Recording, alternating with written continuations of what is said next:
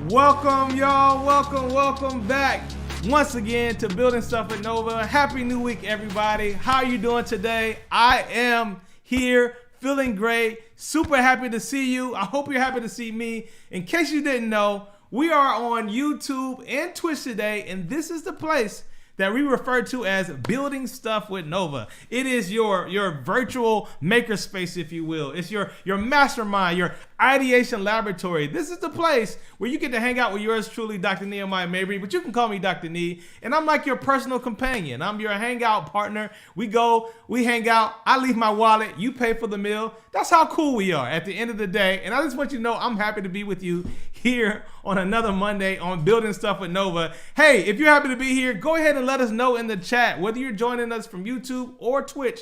Just put something in the chat today. As I look over and see, we already got DuckTales, the cool cat with the glasses. Shout out to you, DuckTales. We see ISJ Martin, Robots, yay. Welcome to another, if this is your first time, welcome for the very first time. Welcome to our returning visitors, our returning building committee members, as we affectionately call everybody that continues to hang out with us. Thank y'all so much for dropping your comments in the chat. Let's see who we got. Smart 45, yeah, called a Nova premiere from Panama City, Florida. Oh man, I love Panama City, Florida. In fact, I used to go to that U.S. beach often when I was a kid. I used to live in South Georgia, another tidbit of me. But shout out to you from Panama City, Florida. As a matter of fact, go ahead and do this, everybody. We see herself, we see Yana. Let me know where you're checking in from. Go ahead and do it just like our friend just now. Check in and put your city, put your state, put your country even, if you're not tuning in here in the United States. We want to know everybody that's hanging out with us, again, whether you're from YouTube or whether you are our familiar family on Twitch. Super happy to have y'all today. Herself, we see you. We got Panama City, Florida. As I told you, oftentimes, in case you don't know, I'm right now in North Carolina, coming to you from the South. We got our friends Nova in the chat, giving us a welcome. What up, Nova? Building stuff. Nova, how are you feeling? I see how Nova's doing. Nova, how are you feeling today? Let us know how you're feeling. We got Charles Nolan tuning in from Long Island, New York. I love it. We got that Opal guy. Hey, that Opal guy, shout out to you. Always appreciate you. Another member of the building committee. Idaho. Had no idea you were from Idaho. So shout out to you if that's where you're tuning in from. DuckTales, always right here in Raleigh, North Carolina. We got a lot of folks. Nova is doing well. I love it. You're welcome, Nova. I always want to know that you're good because we're building stuff with you. Yana's in Maryland. We see you, Yana, and coming to us in Maryland. Super happy to have everybody here with us today. And again, for those who are joining us for the very first time, we do this every day on Twitch. Every now and then we come live on YouTube as well. So we're super happy to have an extended audience today. But I want you to understand that today is a great day. In fact, this is a fire week. And today is no exception because we have a phenomenal guest by the name of Dr. Carlotta Berry. Now, before we bring her on the screen, let me show you what we got going on. We're going to introduce her in a second, and then we're going to get straight to building stuff. That's right. We're going to have a robot build live here on our stream today. In fact, this is going to be a robot that has some special ability to sense the environment around them. And so we're going to do that, and then you don't want to log off too early because we have an entire week, as I just said, of bangers from Monday to Friday, and we're going to let you know what's to come at the end of this stream. So if you all are excited about that, let me know how you feel. Let's say let's go. Give me a let's go. Say ready. Just let me know that it's time to move forward as we continue to keep things rolling. Shout out to Virginia. We see Virginia in the building, the DMV area, Maryland, Virginia, everybody. Let me know if y'all ready because we're going to bring to the stream someone who is the 2021 to our present year, 2024, Lawrence J. Giacoletto Endowed Chair of Electrical and Computer Engineering, and the 2024 Visiting Scientist at the Children's Museum of Indianapolis. I hope y'all are ready. I really hope you're ready, herself, because right now I'm bringing to the screen none other than my good friend, who I'm so happy to have, Dr. Carlotta Berry. How you doing, Dr. Berry? Everyone give her a nice round of applause. There she is. Hey, everybody. Hi, Dr. Nee. So glad to be here. Oh, man. I'm happy to have you here. Everybody in the chat is ready. DuckTales got some applause. Y'all drop some emotes. If you on Twitch, drop some emojis. Dr. Berry is here in full effect. And you know what? I got to let the people know this, right? Because we're going to get to building. We're not going to waste a whole lot of time. But I found out something that was pretty dope recently. I've already talked about you a little bit. You know, you have a passion for diversifying the engineering profession. You've always been about getting more women involved, more underrepresented populations, so many different people in this area, specifically robotics, because that's what we're going to do today. But chat, let me tell y'all something. In case you didn't know, our guest today was recently named on the list of the Forbes 50 over 50, the innovation list. I got to share this with everybody. Everybody see this? I had to just pull this up really quick. And I was strolling down, Dr. Berry, and boom, look who I see. The robotics expert from Rose-Hulman Institute of Technology, Professor Dr. Carlotta Berry. And you know what? Y'all got to show her some love because this is not a small feat. How did you find out about being on this list? What were you at? What was going on when you found out that Forbes was going to be giving you a shout out as it relates to innovation?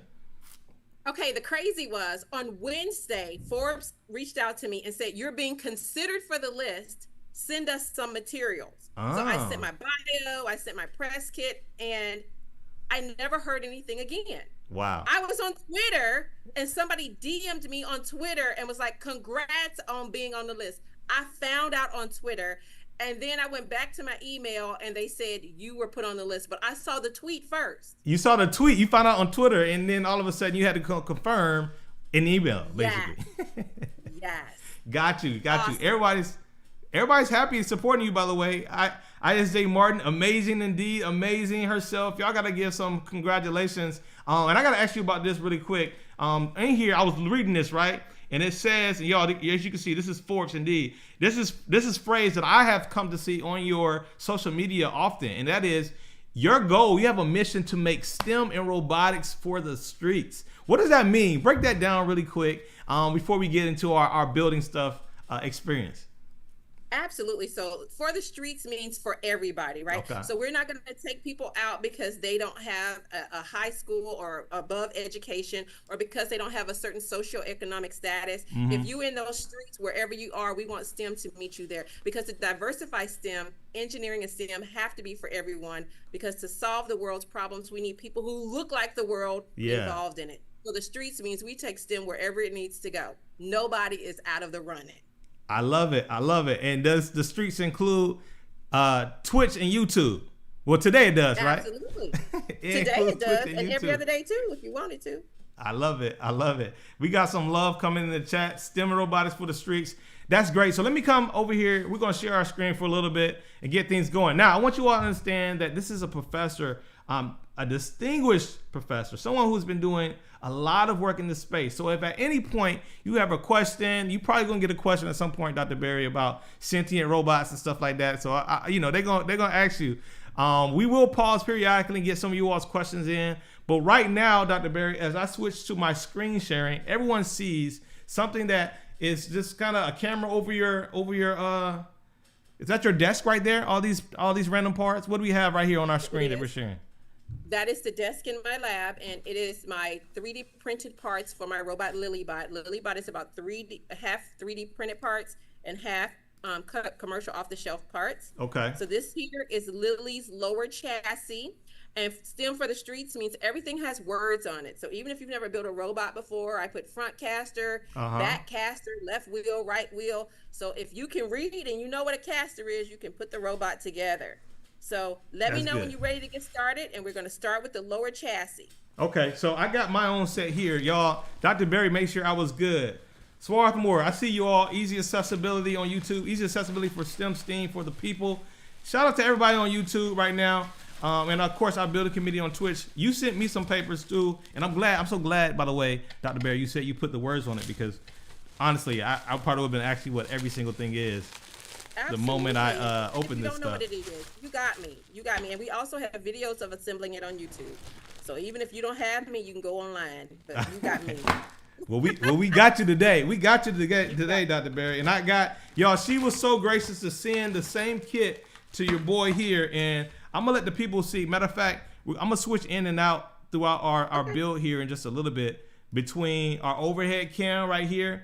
Chat, y'all see my overhead cam. In my little makerspace here. Dr. Berry, you see my overhead cam, right?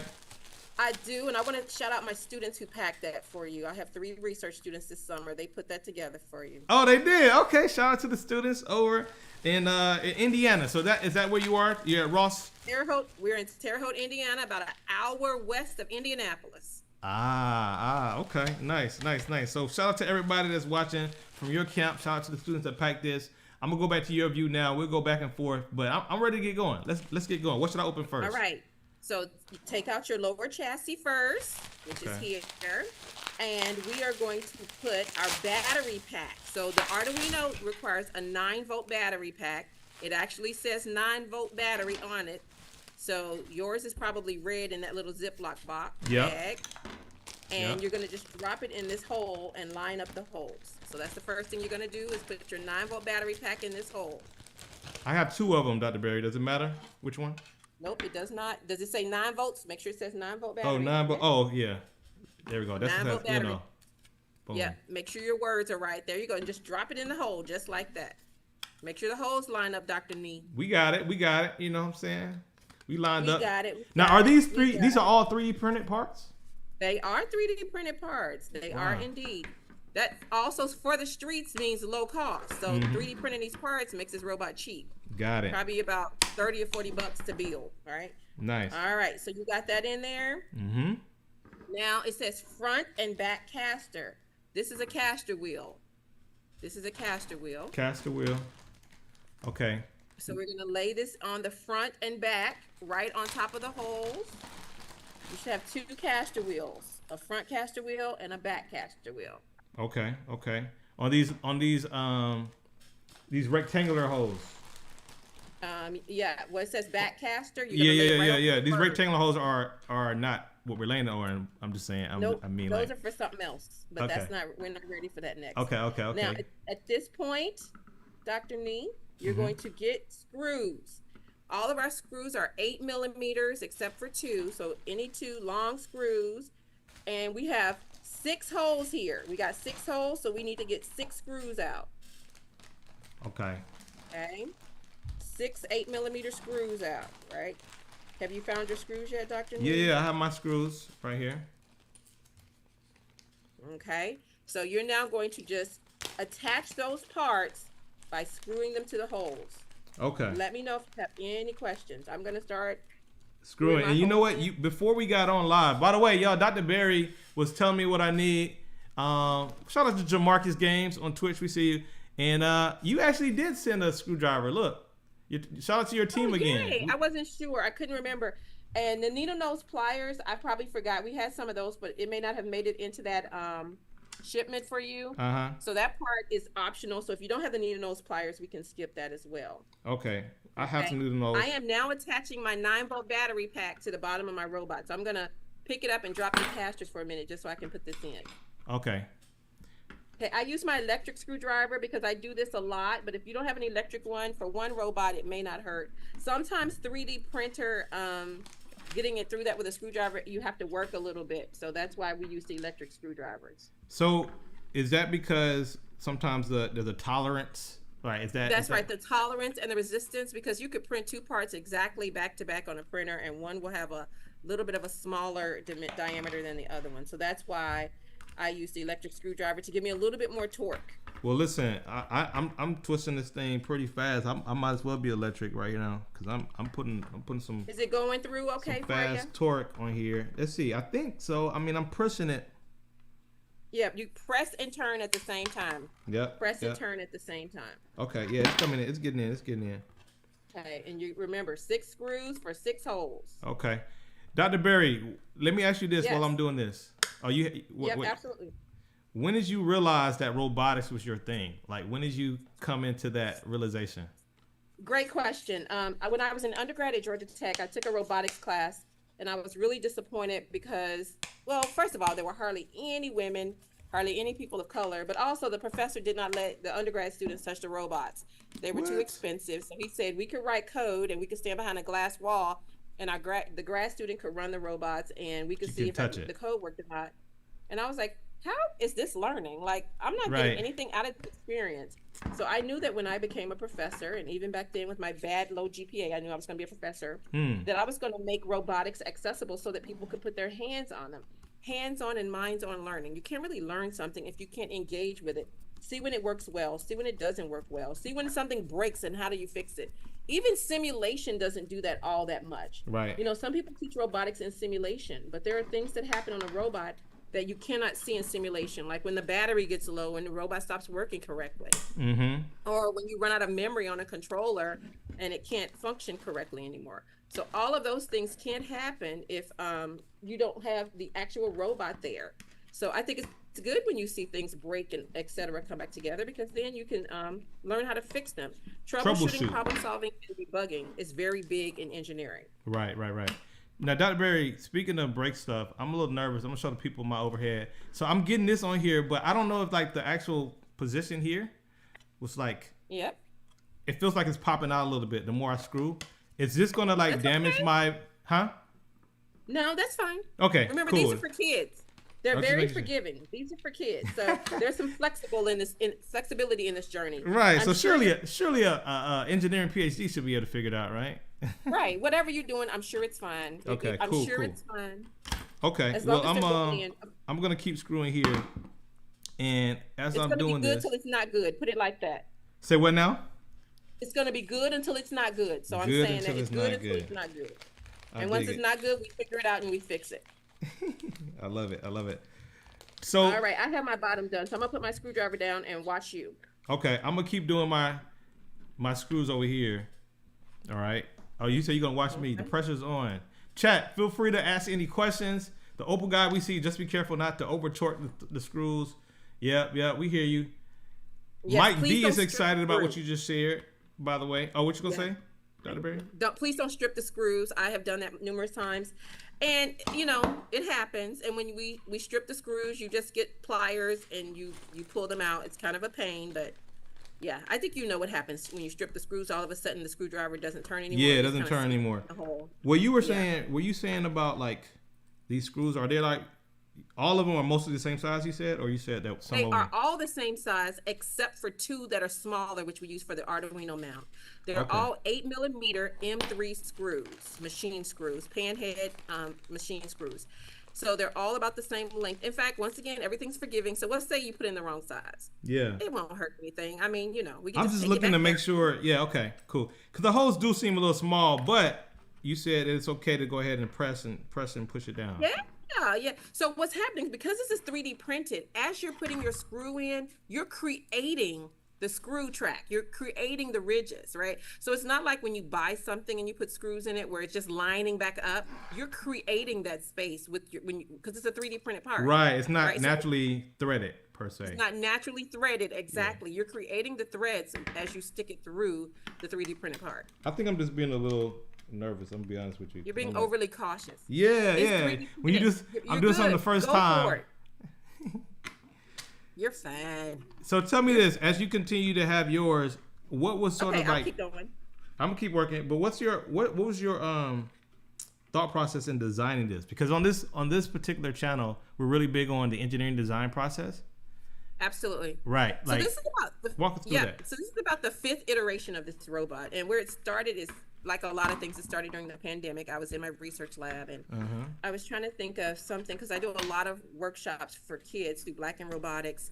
And as an electrical and controls engineer, I do a lot on software and developing control algorithm, in human robot interaction. And I kept having parents ask me, what about building a robot? If I want my kid to learn how to build a robot. Robots are multidisciplinary. So the mechanical engineering, the electrical engineering, the computer engineering, computer science parts are all important. So the mechanics you see when you build it. And I just thought about it. And I benchmarked several robots and I looked at things I didn't like about them. And that's how I came up with this. I knew I wanted it to be 3D printed. And so I looked at an Arduino robot. I looked at some Spark Fun kits, some Elegoo kits. And so that's how I came up with this idea for the robot. 3D print as many parts as you can to keep the cost low. Right. And then make it as obvious to people how to put it together by adding, like I said, the printing on everything.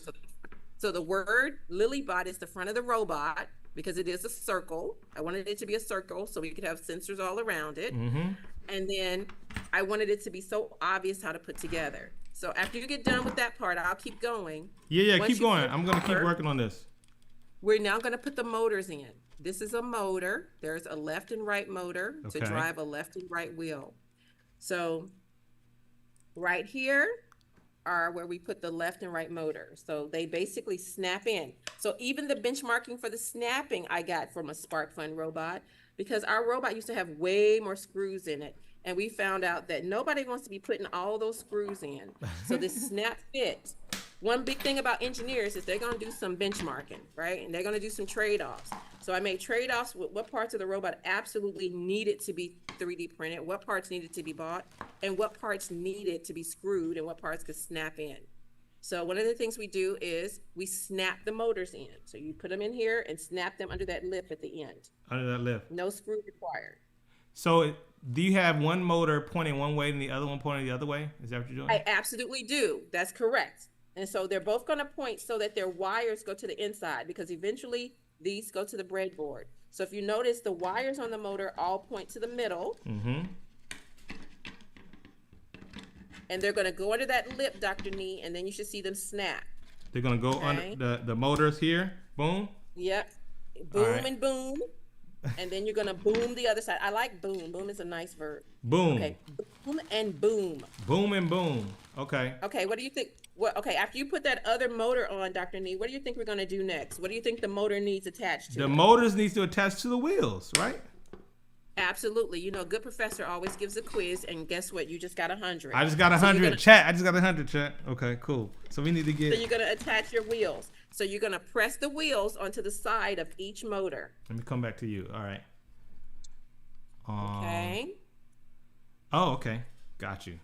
So you're going to turn it a little bit so it lines up, and then you just push it in. Right. Okay, hold on. Now I can't get the second wheel on because I'm talking and working at the same. It's all good. Obviously, and you can focus because I want to see what Chad is asking too. I see some questions coming in. Okay, please go take care of your questions while I figure out why this wheel won't go on. Crystal Vision, we see you over on YouTube. Y'all, this channel, Your Inner Child. We got you, Swarthmore. Definitely going to channel my inner child on this. We see a couple of questions is, as a kid, I excelled at taking things apart. The Opal guy says, reassembling them was the part I wasn't good at. Yes, go ahead. That's okay. You were an engineer. When parents ask me how to get their kids in STEM, I say, you don't have to go buy a whole bunch of expensive $100 kits. Let them start by going around your house. Take a pen apart and figure out how to put the pen back together. When I was little, that's what I did. I did it with Tinker Toys and Legos and blocks. A great way to make your kid curious, creative, and innovative is let them just evaluate how things work. Video games, put them on Roblox and Minecraft and things like that. So they're creating video games in their world and not just being a consumer, right? I think all of those. So building games are great. I saw Dr. Nee doing one the other day when I logged on Twitch. Yes. Those are great things for kids. All right, we have one more thing for the lower chassis, and the bottom half of our robot is done. Okay. This is your 9-volt battery pack. This is a 9-volt battery pack. I think I got one. And Dr. Nee, where do you think we're going to put that 9-volt battery pack? We're going to put this in the middle where it says 9-volt battery holder. You better do that. I love it. For the streets. It's for us, y'all. It's for us. For the streets. All right. The streets are singing right now, Dr. Nee. The streets are singing. Okay. I dig it. Okay. Right. So the bottom half of your robot is finished. Wait, so did you put the batteries in there already? Or you just or did you Oh. I don't think we sent you a bat. Did we send you a battery? No, but it's okay. But I have the top and the bottom though, so we're good. Oh, it doesn't have a battery in it, but yeah, I can put a battery in this one, but I'm actually not driving this one, so I'm not going to put a battery in Okay, mine. no worries. But this is the top. Yes. This is and the top. And it also has an on-off switch. So when you're ready to turn your robot on and off, you just slide that switch. Okay. Well, let me go ahead Make sure the on-off switch is pointing to the top, Dr. Nee. The on-off switch on the battery pack? Yes. Otherwise, you won't be able to get to it when the robot's built. You see the on-off switch on your little box, your battery box? I think I do. The little slider switch. Oh, yeah. I need to go the other way around. Sorry, I skipped ahead. Wrong. Yeah. That's what turns the robot on and off. So you don't want it facing down. You want it to face up. Right. Got you. All right. Let me know when you're ready to go on to the top. We're almost done with your robot, baby. Yeah, we almost done. I just need to get this battery pack back in here. Okay. Boom. It just slides in there. Yep. There we It's go. easy to slide in and out so you can change out the batteries when you need to. Boom. We got it. All Okay. right. Now what we got? Questions? This is your upper chassis. It's a circle. This is the upper chassis of your robot. And line up the word Lilybot. Lilybot on the top with Lilybot on the bottom. Make sure the words are on the top. Make sure the words are on top. The words on top. Okay. Got it. All right. Now find the word Lilybot. Yep. And line it up with Lilybot on the bottom. On the You bottom. See the word Lilybot? You That's listen. the front of your robot. Yep. I got it. Front of the robot. Now take 4 screws, Four four more long screws. 8mm screws, and screw them so that the standoffs attach to the upper chassis. 4 screws. You need 4 8mm screws. I That got should them. I be- got my screws, and now you're gonna put them in on the top chassis. What like chassis? These pieces of the robot. Like, can you educate us a little bit on those the are just terminology? pieces of the robot. It's just like basically the upper part. Okay. Upper Okay. chassis. Lower part, lower chassis. Got Just it. another word for the robot body, right? The upper robot body, upper chassis. Lower robot body, lower chassis. Lower chassis. Got it. Got We're it. now going to attach the standoffs.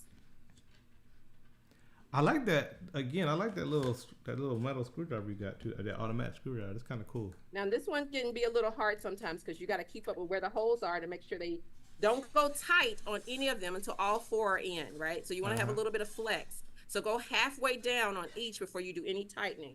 Okay. I sometimes would take the chassis out and put the screws in first and then put it back down. just That's to what I'm make doing sure. right now. Yeah, I'm doing the whole Put it like halfway through each and then line them up. the screws in first. I'm doing the screws in first approach, and then I'm gonna put Yeah. it on top. Because If I again, you do remind say so when you myself. told me about like, okay, you're 3D printing. We're creating the threads inside of these. So that there's a means your need. hands got to do a little bit of work. Yeah. Yeah. Now, one thing we could do for kids is we could thread all of them and then back the screws back out because Uh-huh. I do want them to get the experience of building, Right. but this may be a little difficult for their little hands, but that's Right. one thing we could do. Put screws in and then back screws out so that And they back have them their out. little path, their thread path, you know? Tell me this too, because our audience here on building stuff, and you all can keep your questions coming. Feel free to answer. I see your question, Yana. We'll get to that in a second. But as a professor, what have you found to be unique about like educating, I guess, young adults and older folks compared to kids? Like, what are some of the things that you feel like are unique hallmarks of educating at I various think a levels? big one is meeting people where they are. You know, some people are surprised to hear that I'm a professor because they're used to academics kind of being the sage on the stage, a little stuffy, Yeah. a little hard to connect with. And that makes it very, very difficult to bring people into your field when you're a bit of an elitist. That was not my background, and it was a little bit of that turned me off and made me want to be a professor. So Yeah. I make sure that I'm very approachable and that I meet people where they are. I scaffold on what they already know, and I tell them there are no dumb questions, right? The worst questions are the ones that are not answered. And if this is something you want to do, I can help you to get there. I can speak to you in language that you understand. I hope I'm doing that today. You are. I'm not using very high technical terms that you have to go get your thesaurus or your dictionary to even understand what I'm describing. Yeah. I'm giving it to you in terms of things that you can connect to and relate to. Well, the way you broke down chassis just now, upper part and lower part, I got it right away, Dr. Yeah, Berry. because, you know, we all know English. We don't all know PhD level robotics Yes. or AI or, you know, but I can go there with you when I need to. But why do I need to be there now? If I want you in the streets doing this with me, then I need to not run you off. Right. I love it.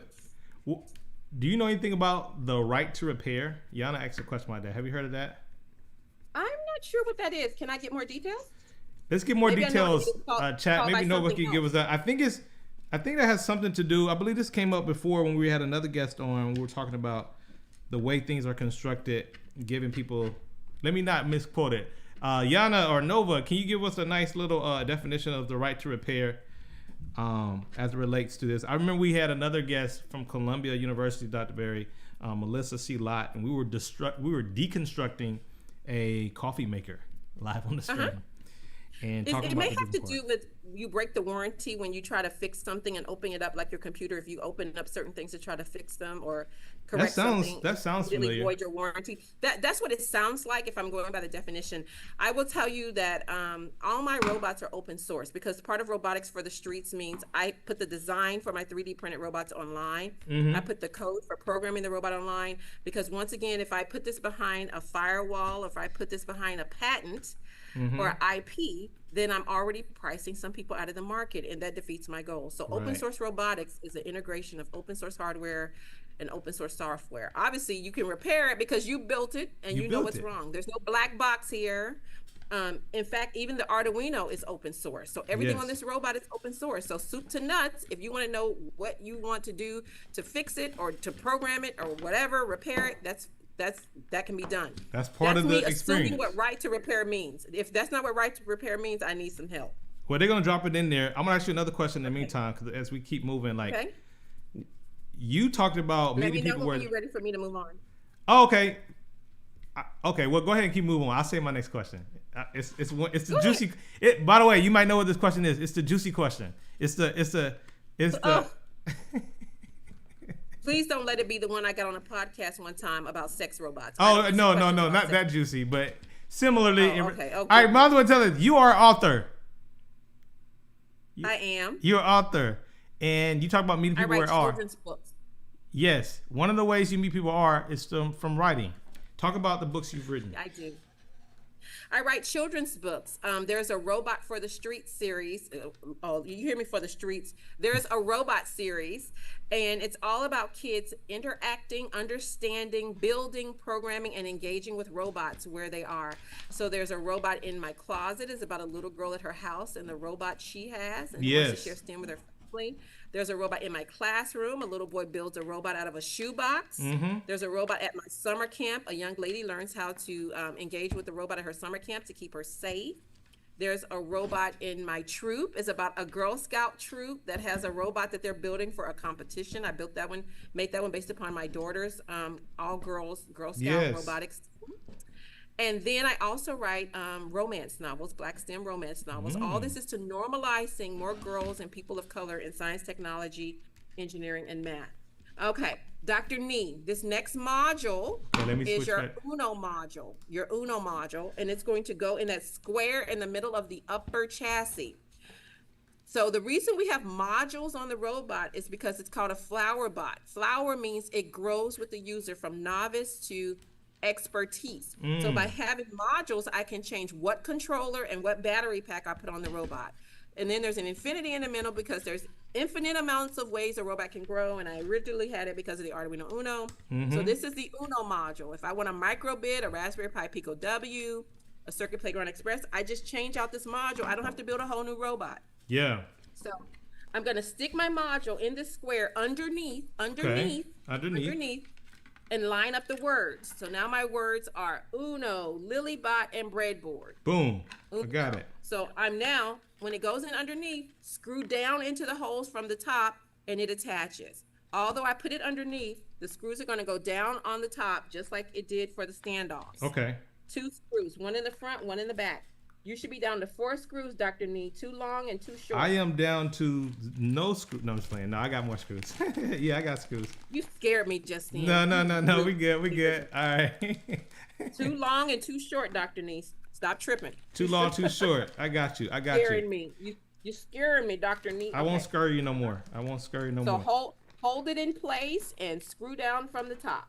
Okay. Did we ever get a definition of that right to repair? We did. No, you were on it. And Yana said, thank you. Right to repair. Nova tells us the consumer's right to repair products they buy instead of relying on a manufacturer only. It's yours, right? It's yours. But then also, let's say you can't do it. I should be able to send it back too if it still don't work and I can repair. Yeah, my husband got a Movado watch 21 years ago when we got married. And when the battery ran out, there was nowhere we could get the battery replaced. You have to ship it back to Movado. Right. So guess what's been dead for the last 20 years? That watch. Wow. Because we ain't had the time to figure out where to ship it back to, and we can't even get a battery. Like, we took it into places nobody will replace the battery because of the Movado policy on watches. Let me see your. Can you turn yours sideways? So which screw did you just do first? Did it matter? Okay. It does not matter. It does not matter. Okay. Was there a reason? It should be for loose, Dr. Nee. Okay. All right. Cool. But I'm As doing long that as with the screws screw is, first too. I just, again. as long as the screw is long, it don't matter. 8mm screws. Okay. All right. It's a long one. All right, because those last two tinies are going to do the last step with the Uno. So, Dr. Nee, this is the current status of your robot. It is. It is. In fact, one screw minus. Let me show chat just in case they don't think I'm keeping up. I'm keeping up over here. So I got one screw over here. I just got to get this last screw in. Keeping up and talking, I might And add. talking. We're building stuff with Nova today. With Dr. Berry, with Nova. You know what I mean? Everything. Let's go. I have never done this before. Live building a robot. This makes me know that my work is working, because I assumed that people would be able to build it with a few, hints here and there. You're showing me people can do it, but you are also a PhD in engineering. I got to do this live with a kid to see if it really works. Oh yes. We should have had another guest here live. But I'm not a robotics engineer by any stretch of the imagination. I'm becoming one along with our team here on chat. So chat, I hope you all are feeling the vibes here. I think we're good so far. This looks all right.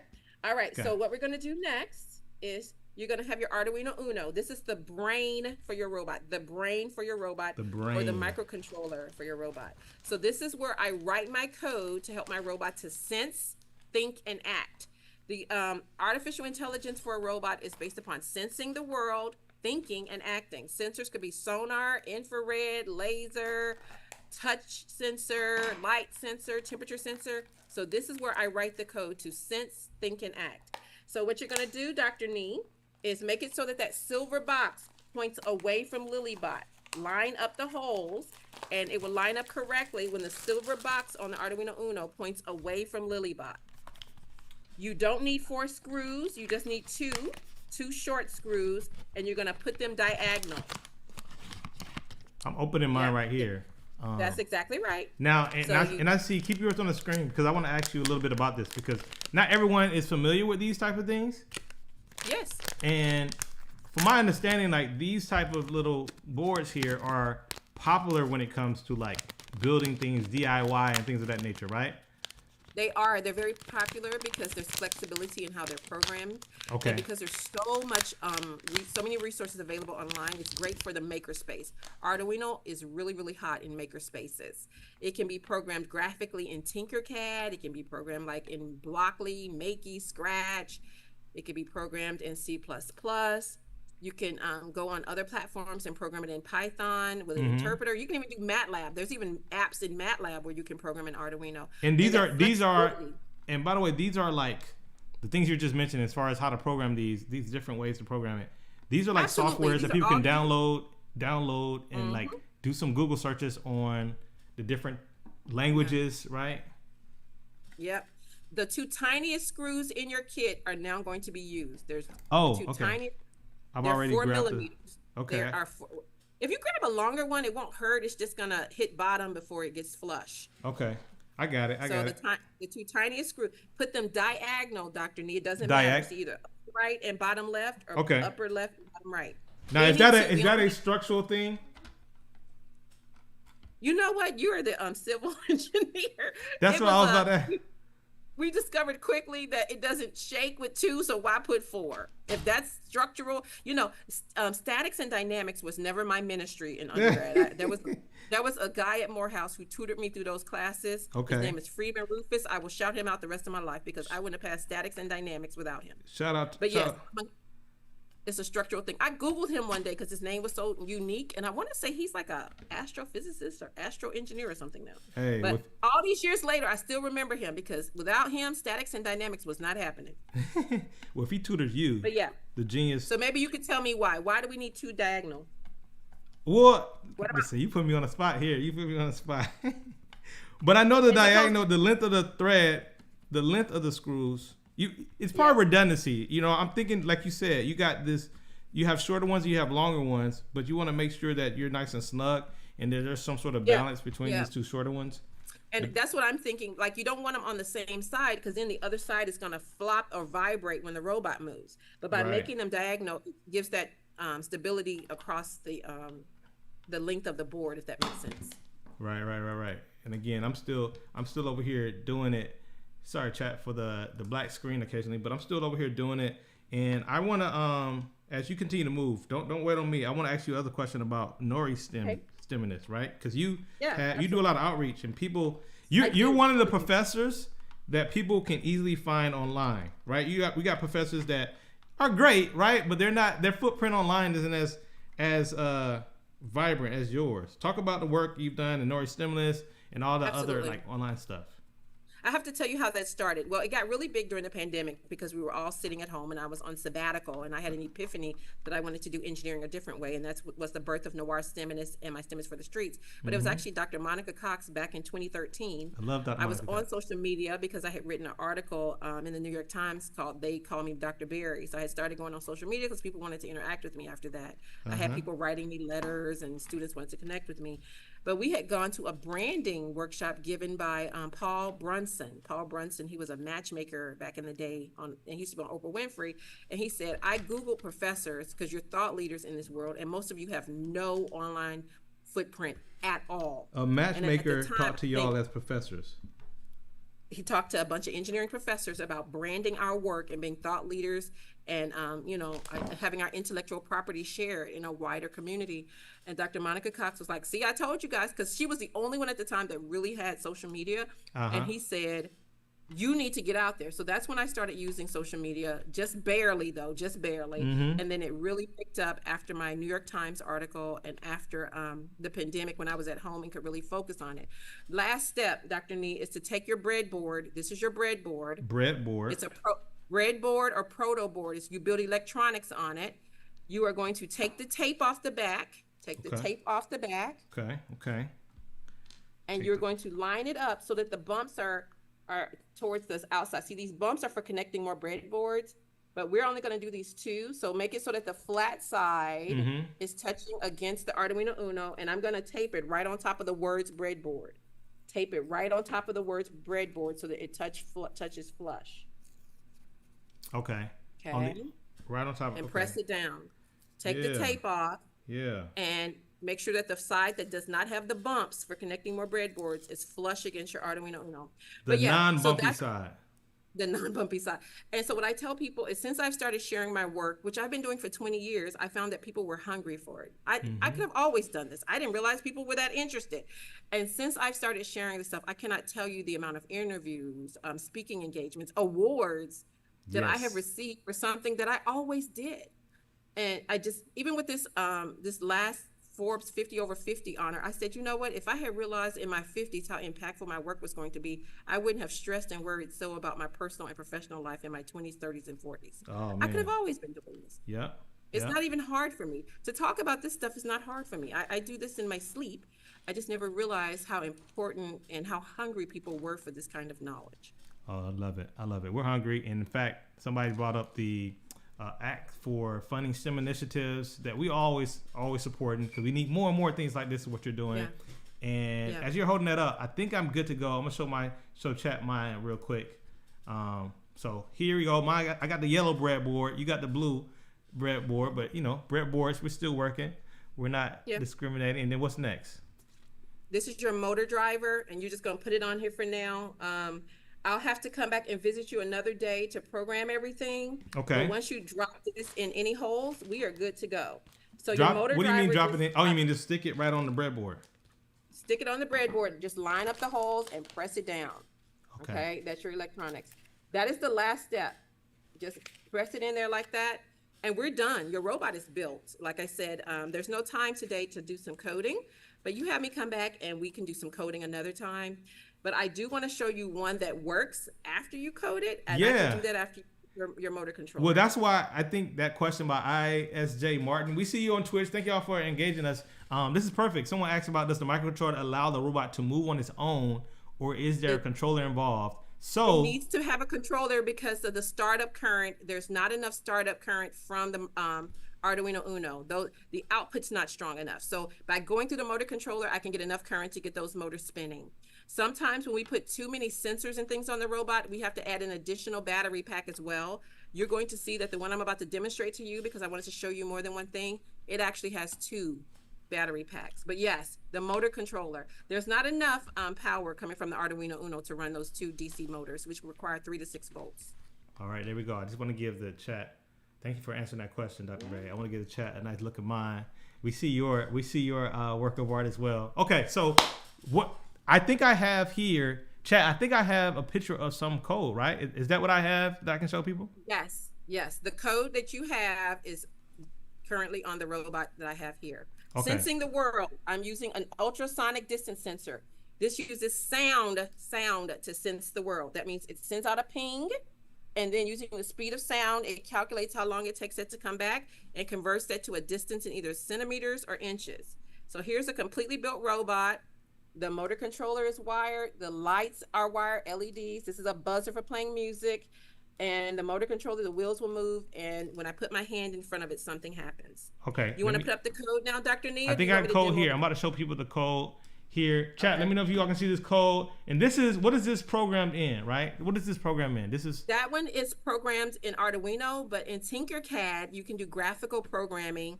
And so that means you can also program in Scratch, Makey, or Blockly. So that screenshot I sent you, you write it graphically in puzzle pieces to help young people or people new to coding to program it, and then it converts it into C++ code that you can then upload in either Platform IO or using an Arduino IDE, etc. Now everybody's looking at this, by the way. You may not see it on where you at right now, but like they see the diagram on the left hand side, and then there's the blocks and text, all the blue blocks. That's from one piece.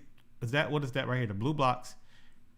And that's then Blockly or Makey or Scratch, yes. Okay, yep. So these is more graphical. And then on the far right side, you just said it converts it to C++. So this is C++ code.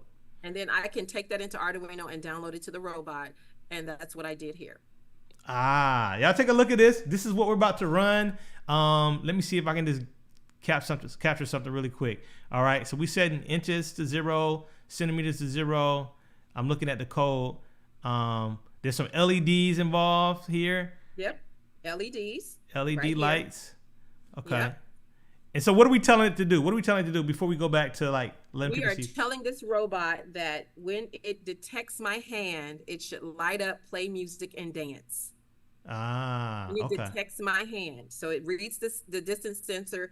I think I did inches. And based upon the inches, the LEDs are going to turn on, the buzzer's going to play, and the robot's going to move back and forth. All right, let's go. We're going back to full screen share here so everybody can see what you got. So the first thing I'm doing is I'm sliding. So what I said here is if you look at the bottom, I got the 9-volt battery pack, but I also have a AA battery pack. The AA is running the motors on the motor controller to give it enough power to move. And the 9-volt battery pack is running the sonar, the LEDs, and the buzzer. So I just turned it on, and it's not doing very much. And then if I put my hand in the front, it dances and sings. I just rickrolled you. Y'all see that? This is dope. Y'all see this? This is pretty dope. So that is the LED light part of the programming too, basically? You're basically telling it is. So the blue, the green, and the red. So it's lighting up by which note is being played. This is awesome. And so it's sensing the environment. And you remind us again the type of sensor you use. You said sonar?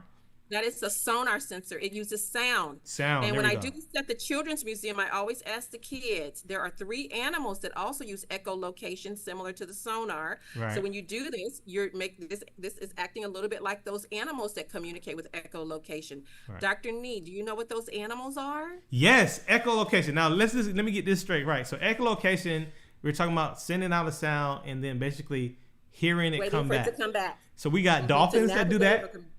Dolphins, yes. And we got bats do that.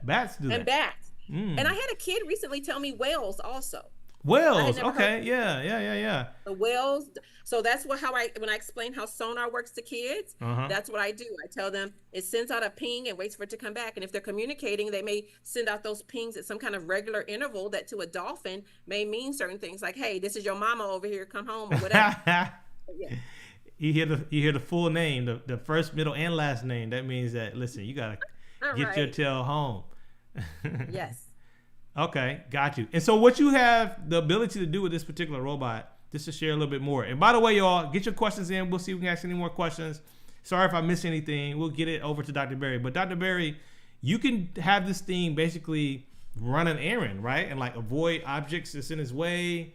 Like, yes. like how far have you taken this in some of your, like, I guess your lessons that you've taught in the past? Obstacle avoidance is probably a big one. We do have others I'm trying to work on, like some robot swarming or teaming where they work together. And I also have other robot platforms that we're working on as well. I have another student working on a human robot interaction robot that will ideally be able to communicate feelings to a human based upon either hand gestures or text to speech, speech to text.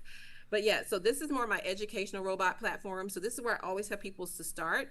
But you know, the sky is the limit. I've shipped this robot to people who have put cameras on it and driven it around with their cell phone, where they then used it as some kind of reconnaissance robot and looked at the images on their cell phone.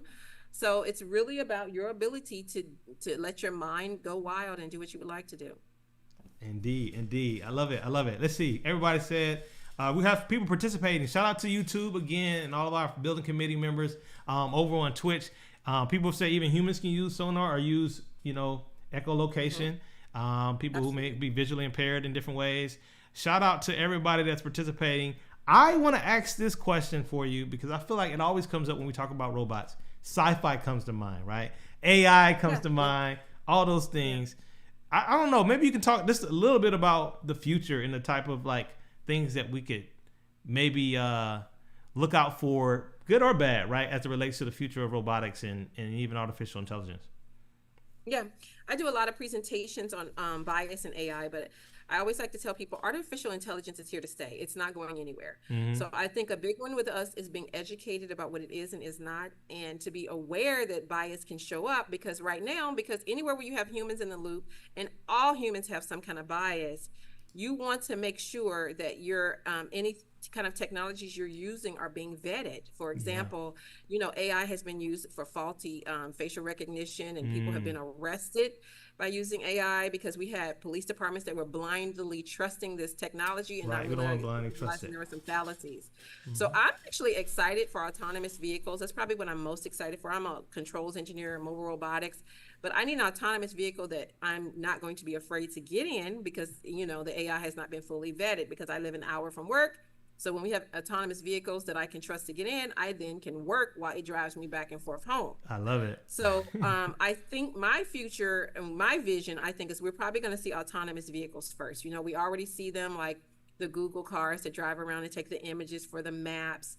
And we see the vehicles that deliver pizzas in the larger cities. Yeah. I think those are going to be the future we're going to see first. But as far as having Rosie being your, at Rosie your house from the Jetsons. Cleaning or doing your homework, which kids ask me all the time, can we get a robot to do my homework? I don't see that happening anytime soon.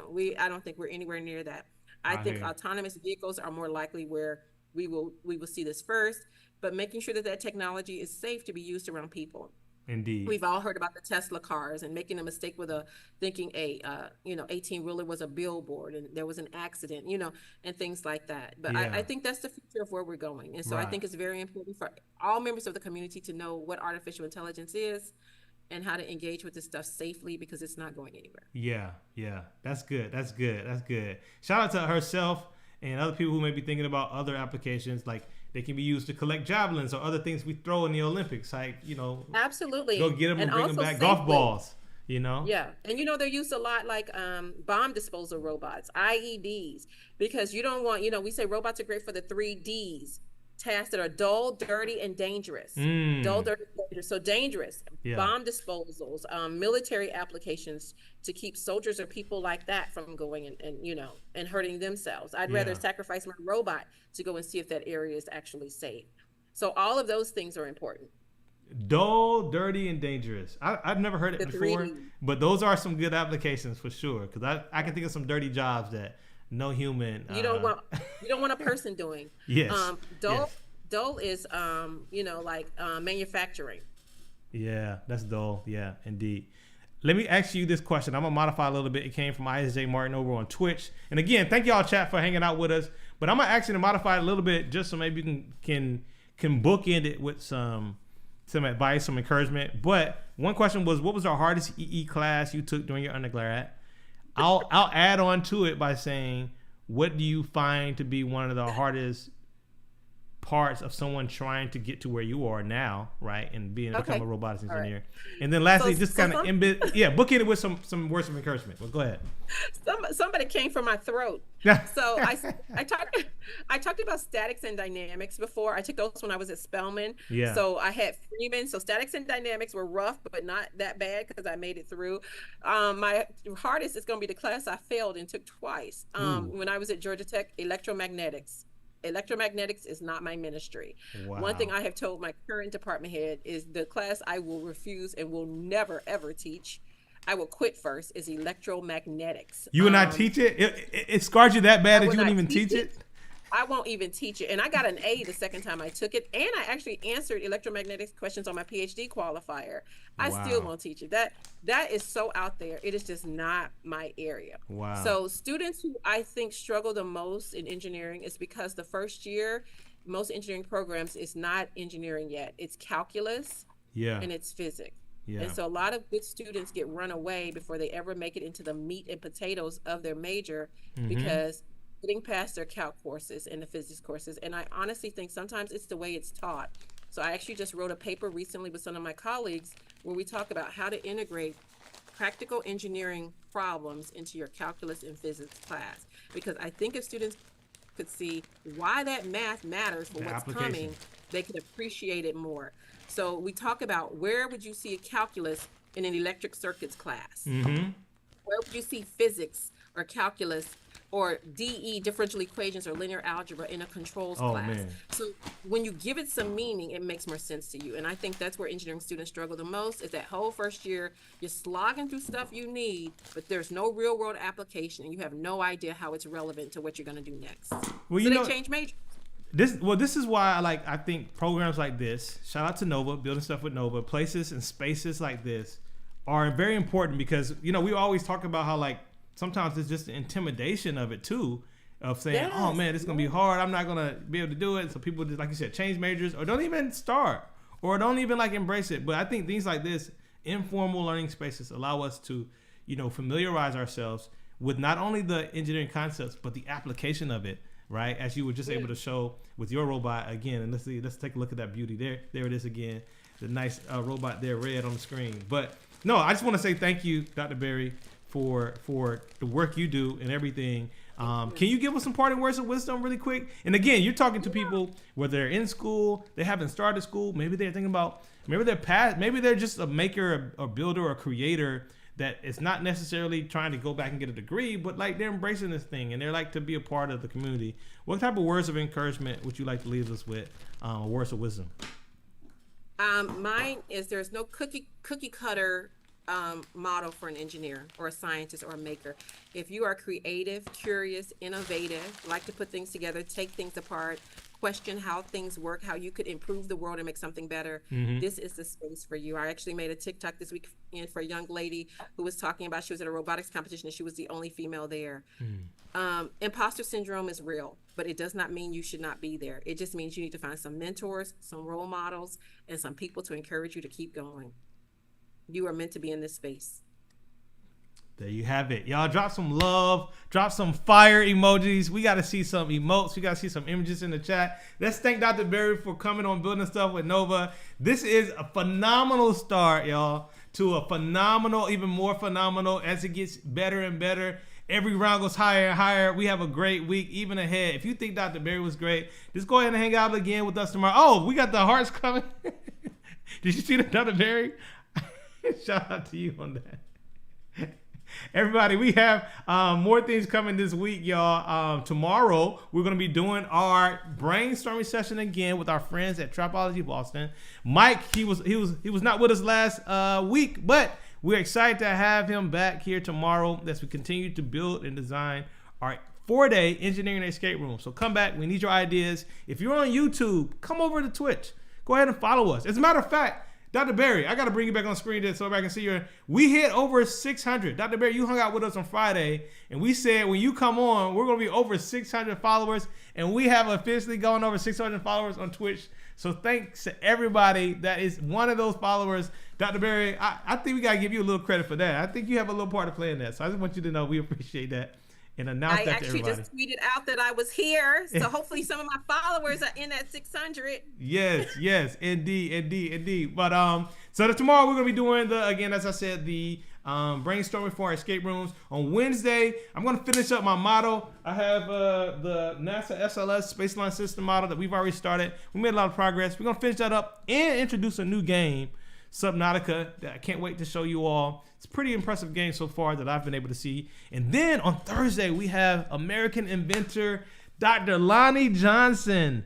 Yes, the inventor of the Super Soaker, who was also involved in so many world-changing technologies to this day. And so we can't wait to have a tour of his lab. He's going to share us what he's working on and things that he believes will be one of his greatest contributions to humanity. So we can't wait to have that. And then on Friday, we're going to have another Twitch streamer collab with us as we play and learn more about this new game, Subnautica. So with that being said, I want you all to know that we really appreciate you, Dr. Berry. Again, thanks to you all. Thanks to you, chat, YouTube, across platforms, hanging out with us here on Building Stuff with Nova. I've had a great time. I built this nice robot that's now going to be a part of my museum of building stuff, of built things. And we look forward to seeing you next time, right here, same time, same place on Building Stuff with Nova. Until next time, you all take care and keep building. Peace.